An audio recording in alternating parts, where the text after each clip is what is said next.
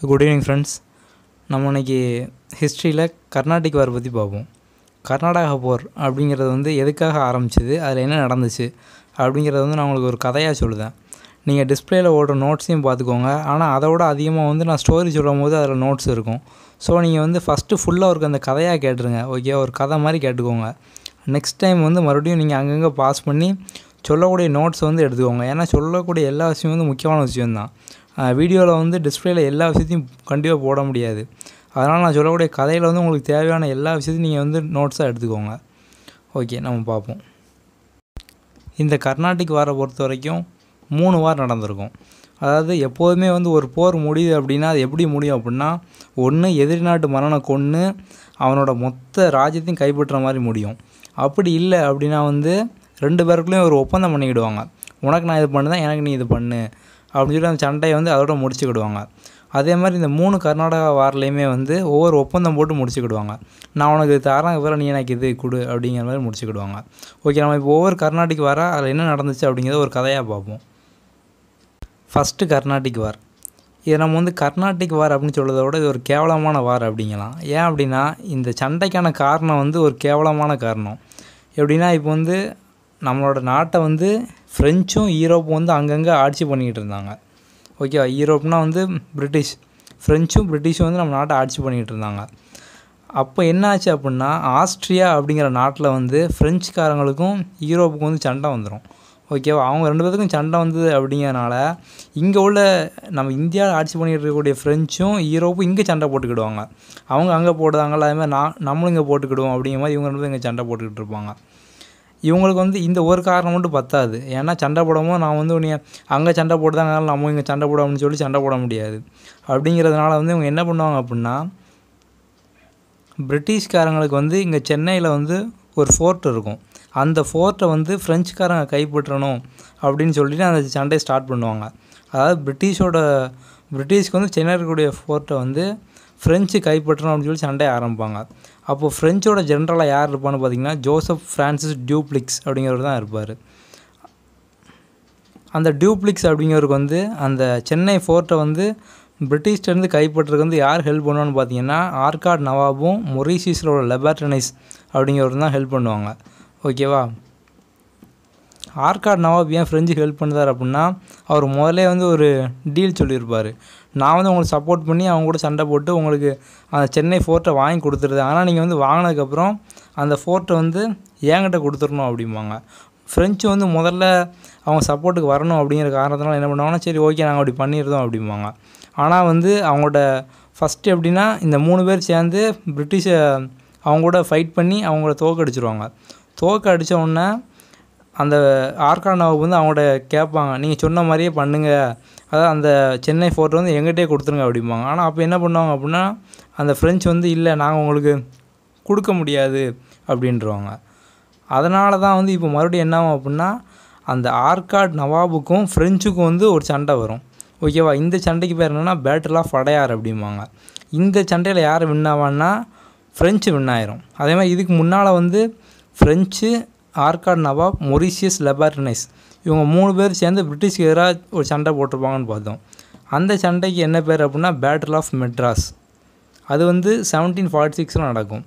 அதுக்கப்புறம் வந்து இப்போ ஆர்காட் நவாபுக்கும் ஃப்ரெஞ்சு கடையில் வந்து ஒரு சண்டை உருவாயிட்டு இந்த சண்டைக்கு பேர் வந்து பேட்டில் ஆஃப் அடையார்.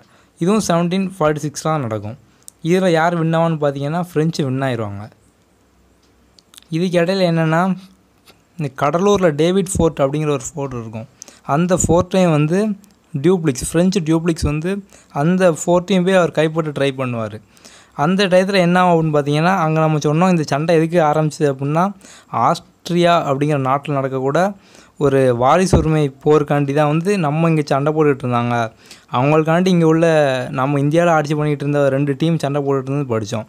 இப்போ அங்கே அவங்க சண்டையை ஸ்டாப் பண்ணோன்னா இவங்களும் வந்து இங்கே அந்த சண்டையை ஸ்டாப் பண்ணிடுவாங்க. எப்படின்னா 1748 வந்து சண்டையை ஸ்டாப் பண்ணிடுவாங்க. அதை எப்படி ஸ்டாப் பண்ணுவாங்க அப்படின்னா அந்த ஆஸ்ட்ரியாவில் தான் முதல்ல ஸ்டாப் பண்ணுவாங்க. அங்கே எப்படி ஸ்டாப் பண்ணுவாங்க அப்படின்னா அக்ஸிலா சப்பேல், அதாவது ஒரு சர்ச்சு, அது அந்த ட்ரீட்டியை போட்டு அங்கே வந்து அவங்க அந்த போரை முடிச்சிருவாங்க. அவங்க முடிச்சதுனால இங்கே என்ன ஆச்சு அப்படின்னா இவங்க 2 பேரும் மாற்றி மாற்றி சண்டை போட்டு அவங்களுக்குள்ள இவங்க பிடுங்கிருப்பாங்க, இவங்களுக்குள்ள அவங்க பிடுங்கிருப்பாங்க. 2 பேர் என்னென்னலாம் பிடுங்கினாங்களோ அதை வந்து அவங்கள்ட்ட ரிட்டர்ன் கொடுத்துடணும் அப்படிங்கிற மாதிரி இங்கேயும் வந்து அந்த ட்ரீட்டியை போட்டு முடிச்சிருப்பாங்க. பிரிட்டிஷ்ட இருந்து வந்து ஃப்ரெஞ்சு மெட்ராஸ் வந்து கைப்பற்றினாங்க. அந்த மெட்ராஸ் வந்து பிரிட்டிஷ்கே அவங்க வந்து ரிட்டர்ன் கொடுத்துருவாங்க. ஏன் அப்படின்னா வந்து அங்கே லக்சம்பர்க் அப்படிங்கிற அந்த ஆஸ்ட்ரியாவில் வந்து லக்சம்பர்க்கை வந்து ஃப்ரெஞ்சுக்கிட்டே பிரிட்டிஷ் வந்து ரிட்டர்ன் கொடுத்துருவாங்க. அதாவது அமெரிக்காவில் இருக்கக்கூடிய லக்சம்பர்க் அப்படிங்கிற இடத்த வந்து ஃப்ரெஞ்சுக்கிட்டே வந்து பிரிட்டிஷ் ரிட்டர்ன் கொடுத்துருந்தாங்க. அதனால் இங்கே என்னாச்சு அப்படின்னா மெட்ராஸை வந்து பிரிட்டிஷ்ட இருந்து ஃப்ரெஞ்சு கைப்பற்றி வச்சுருந்தாங்க. அந்த மெட்ராஸ் தூக்கி மறுபடியும் பிரிட்டிஷ்டே வந்து கொடுத்துருந்தாங்க. ஓகேவா? இப்போ ஃபஸ்ட்டு கர்நாடிக் வாரோட ட்ரீட்டி என்னது? அக்ஸிலா சப்பேல். ஓகேவா? இதுக்கான ஷார்ட்கட் நான் லாஸ்ட்டில் சொல்லுவேன், இந்த ட்ரீட்டி எப்படி ஞாபகம் வச்சுக்கலாம் அப்படின்னு. ஓகே, இந்த ஸ்டோரி வந்து நீங்கள் ஸ்டோரியாக ஞாபகம் வச்சுக்கோங்க. அப்புறம் வந்து இந்த முக்கியமான வேர்டெலாம் பார்த்துக்கோங்க. லாஸ்ட்டாக அந்த 3 கர்நாடிக் வாரம் முடிஞ்ச உடனே மறுபடியும் இந்த வீடியோ அங்கங்கே பாஸ் பண்ணி சொல்லக்கூடிய எல்லா விஷயத்தையும் நீங்கள் ஒரு கதை மாதிரி எழுதி வச்சுக்கோங்க. அப்படின்னா நீங்கள் ஒரு வாட்டி எழுதி வச்சுட்டு நீங்கள் வாசிங்கனாலே உங்களுக்கு மறக்காது. அடுத்து வந்து 2வது கர்நாடிக் வார். இந்த கர்நாடிக் வார் எல்லாமே எதுக்கு நடக்குன்னு பார்த்துக்கிட்டிங்க அப்படின்னா பிரிட்டிஷுக்கும் ஃப்ரெஞ்சுக்கும் இடையில நடக்கக்கூடிய ஒரு சண்டை. அதில் என்ன பண்ணுவாங்க அப்படின்னா பிரிட்டிஷ் வந்து ஒரு சில ஆட்களை வந்து அவங்க பக்கம் வச்சுக்கிடுவோம். அதேமாதிரி ஃப்ரெஞ்சு வந்து ஒரு சில ஆட்களை அவங்க பக்கம் வச்சுக்கிட்டு 2 பேரும் அவனோட ஃபோர்ஸை யூஸ் பண்ணி மாற்றி மாற்றி சண்டை போட்டுக்கிடுவான். ஆனால் பலியாகிறது வந்து மேக்ஸிமம் நம்ம நாட்டுக்காரனாக இருப்பான். இதில் 2வது கர்நாடிக் வாரில் என்ன நடக்குன்னு பார்த்தீங்கன்னா ஆர்காட் நவாபா வந்து அன்வருதீன் அப்படிங்கிறது இருப்பார். அவருக்கு எப்படின்னா அவரோட மருமகன் சந்தா சாஹிப் அப்படிங்கிற இன்னொருத்தன் இருப்பான். அந்த ஆர்காட் நவாபான அன்வருதீனை வந்து தோக்கடிச்சிட்டு சந்தா சாஹிப் அவனோட மருமகன் வந்து அந்த பதவிக்கு வரணும்னு சொல்லி ஆசைப்படுவான். அதே மாதிரி வந்து ஹைதராபாத் நிசாம் கட்லையும் இதேமாதிரி ஒரு சண்டை நடக்கும். ஏன்னா நாசிர் ஜங் அப்படிங்கிறவரை வந்து அவரோட பேரன் முசாஃபிர் ஜங் அப்படிங்கிறவன் வந்து அந்த நாசிர் ஜங்கை தோக்கடிச்சிட்டு அவரோட பதவியில் போய் உட்காந்து அரசன் ஆகணும் அப்படிங்கிற மாதிரி வந்து இவங்களுக்குள்ள அந்த ஒரு சண்டை நடந்துக்கிட்டு இருக்கும். இதை வந்து ஃப்ரெஞ்சும் பிரிட்டிஷும் பயன்படுத்திட்டு என்ன பண்ணுவாங்க அப்படின்னா சந்தா சாஹிப்பையும் முசாஃபிர் ஜங் இவங்க 2 பேரையும் வந்து ஃப்ரெஞ்சு சப்போர்ட் பண்ணும். அதே மாதிரி அன்வருதீனையும் நாசிர் ஜங்கையும் வந்து பிரிட்டிஷ் சப்போர்ட் பண்ணும். இதில் இப்போ முதல்ல என்ன ஆகும்னு பார்த்தீங்கன்னா ஃப்ரெஞ்சு சப்போர்ட் பண்ணக்கூடிய முசாஃபிர் ஜங்கும் சந்தா சாஹிப்பும் சேர்ந்து அன்வருதீனை வந்து அவங்க கொன்றுவாங்க. கொன்னுட்டு அந்த ஆர்காடு நவாபா சந்தா சாஹிப் வந்துடுவார். இப்போ வந்து பிரிட்டிஷ் தோற்ற மாதிரி ஆகிட்டு. அதனால் பிரிட்டிஷ் என்ன பண்ணுவாங்கன்னா இப்போ வந்து அவங்க ஒரு ஆஃபீஸர் வந்து அவங்க இறக்குவாங்க. ராபர்ட் கிளைவ் அப்படிங்கிறவர் வருவார். அவர் வந்து என்ன பண்ணுவார் அப்படின்னா ஃப்ரெஞ்சில் வந்து இப்போ போனதில் வின்னானார் பார்த்தீங்களா, சந்தா சாஹிப் அப்படிங்கிற வந்து வின்னாகி ஆர்காட் நவாப் ஆனார் அப்படின்னா அந்த சந்தா சாஹிப்பை வந்து ராபர்ட் கிளைவ் கொன்றுதார். கொன்னுட்டு முகமது அலிகான் வாலாஜா அப்படிங்கிறத வந்து அவர் நவாபா ஃபார்காடாக வச்சுருந்தார். இப்போ கண்டிப்பாக இந்த கர்நாடிக் வர ஃபஸ்ட் டைம் இந்த கதையை கேட்குறவங்களோ இல்லை படிக்கிறவங்களுக்கோ வந்து இந்த கதையில் என்னடா ஒரு வித்தியாசமான பேராக வருது புரியவே மாட்டுக்க அப்படிங்கிற மாதிரி இருக்கலாம். ஆனால் கதை உங்களுக்கு புரியும். கதையில் உள்ள பேர் என்ன அப்படிங்கிறது உங்களுக்கு கண்டிப்பாக கன்ஃபியூஸ் ஆகும். ஏன் அப்படின்னா இது வந்து நம்ம அதிகமாக நம்ம ஊரில் உள்ள பேர் கிடையாது. இந்த கார்த்திக்கு ராஜா அந்த மாதிரி பேர் கிடையாது. எல்லாமே வந்து உங்களுக்கு புதுசாக நீங்கள் கேட்கக்கூடிய நேமு. அதனால் வந்து நீங்கள் என்ன பண்ணுங்கள் அப்படின்னா கண்டிப்பாக உங்களுக்கு டிஸ்பிளேயில் ஓடுறதோட கதையில் என்ன கதையோட கண்டென்ட்டை வந்து நீங்கள் அங்கங்கே ஸ்டாப் பண்ணி கண்டிப்பாக நீங்கள் எழுதி வச்சுக்கோங்க. எழுதி வச்சுக்கிட்டு அப்புறம் அந்த பேர்லாம் 2-3 வாட்டி நீங்கள் உங்களுக்கு புரியுற மாதிரி எழுதி வச்சுக்கோங்க. எழுதிட்டு அந்த நேமை நீங்கள் ஜஸ்ட்டு ஒரு 10 நிமிஷம் பார்த்துக்கிட்டே இருங்க. உங்களுக்கு வந்து அப்பமே ஓகே இவங்கன்னா இவங்க அப்படிங்கிற மாதிரி புரிஞ்சிடும். இப்போ வந்து ஃப்ரெஞ்சை யார் சப்போர்ட் பண்ணுவாங்க, பிரிட்டிஷை யார் சப்போர்ட் பண்ணுவாங்க அப்படிங்கிற விஷயம்லாம் உங்களுக்கு மறக்கக்கூடாது அப்படின்னா அதையும் கரெக்டாக பார்த்துக்கோங்க. ஃப்ரெஞ்சை யார் சப்போர்ட் பண்ணுவாங்கன்னா 2லேயுமே வந்து நம்ம பேரன் ஒன்று பார்த்தோம், அப்புறம் மருமகன் ஒன்று பார்த்தோம். அந்த பேரனையும் மருமகனையும் தான் ஃப்ரெஞ்சு சப்போர்ட் பண்ணுவாங்க. அதே மாதிரி வந்து அப்போ ஆப்வியஸ்லி பிரிட்டிஷை யார் சப்போர்ட் பண்ணுவோம், அந்த மாமா தாத்தா. ஓகே, அன்வருதீன் நாசிர் ஜங் இந்த 2 பார்த்திங்கன்னா வந்து பிரிட்டிஷ் சப்போர்ட் பண்ணுவாங்க. இந்த மாதிரி வந்து நீங்கள் எதை செப்பரேட்டாக பிரிக்க முடியுமோ அதெல்லாம் செப்பரேட்டாக பிரித்து படிச்சுக்கோங்க. அப்படின்னா உங்களுக்கு இன்னும் கொஞ்சம் சிம்பிளாக இருக்கும். ஆனால் ஃபஸ்ட் டைம் இந்த நேம் எல்லாம் கேட்டால் உங்களுக்கு புதுசாக தான் இருக்கும்.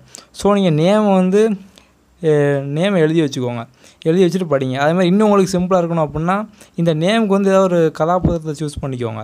அதாவது உங்கள் ஃப்ரெண்ட்ஸ்லேயே வந்து ஒரு 4 பேர் சூஸ் பண்ணிக்கோங்க. இவன் அப்படிங்கிற மாதிரி சூஸ் பண்ணிவிட்டு நீங்கள் அவங்க சண்டை போடுற மாதிரி வச்சு ஒன்ஸ் யோசித்து பார்த்துட்டிங்க அப்படின்னா அதுக்கப்புறம் உங்களுக்கு கண்டிப்பாக அது மறக்காது. ஓகே, இப்போ 2வது கர்நாடிக் வாரில் வந்து எப்படி சண்டை ஆரம்பித்து எதில் முடிஞ்சு அப்படின்னு பார்த்தோம். அந்த ராபர்ட் கிளைவ் வந்து அந்த சந்தா சாஹிப்பை கொன்னுட்டு முகமது அலிஜா வாலாகான் முகமது அலிகான் வாலாஜாங்கிறது வந்து நவாபா ஃபார்காடாக ஆக்கியிருந்தாங்க. இதனால தான் வந்து ராபர்ட் கிளைவ் வந்து ஆற்காடு வீரர் அப்படிம்பாங்க. ஓகே, இதோட ட்ரீட்டி என்னென்னு பார்த்தீங்கன்னா ட்ரீட்டி ஆஃப் பாண்டிச்சேரி.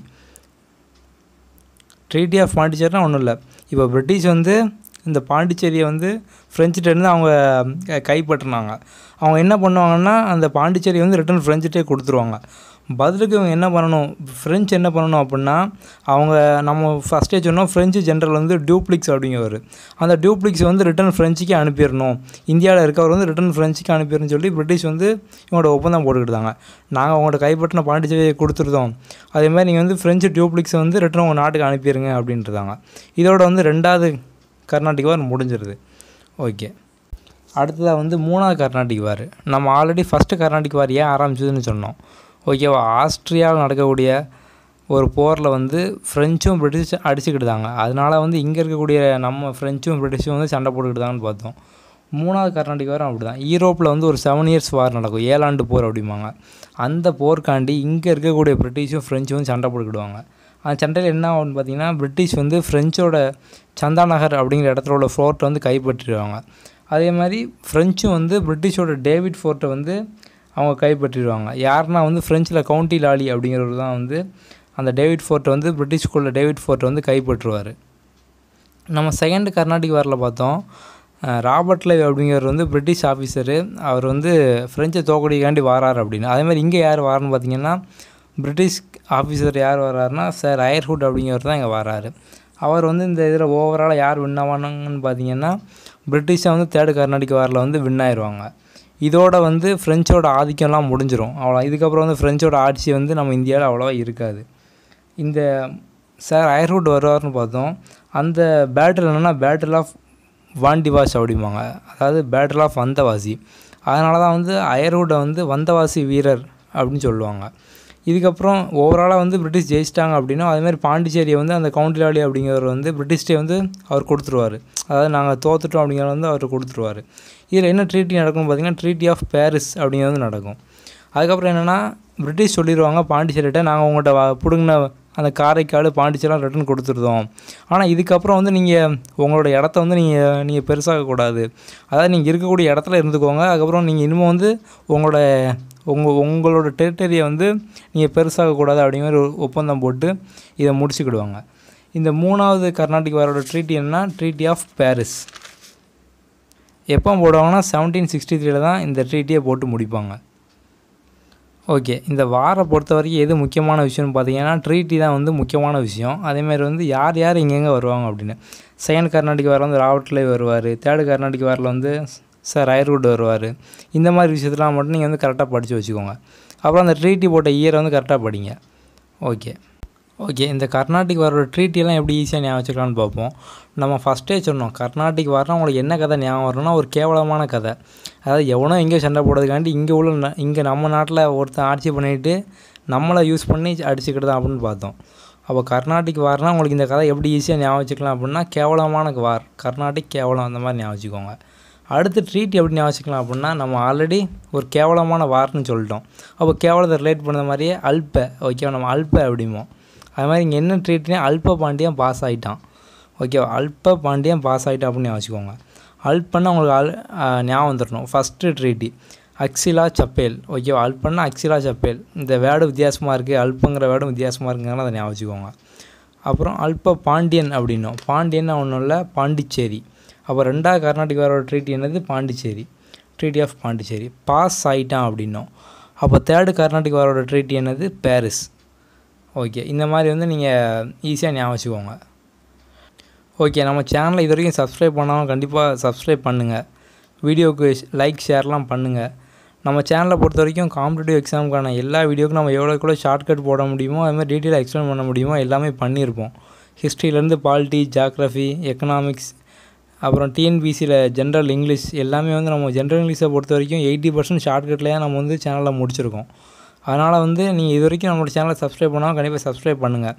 சப்ஸ்கிரைப் பக்கத்தில் இருக்கக்கூடிய பெல் பட்டனை ப்ரெஸ் பண்ணுங்கள். தேங்க்யூ.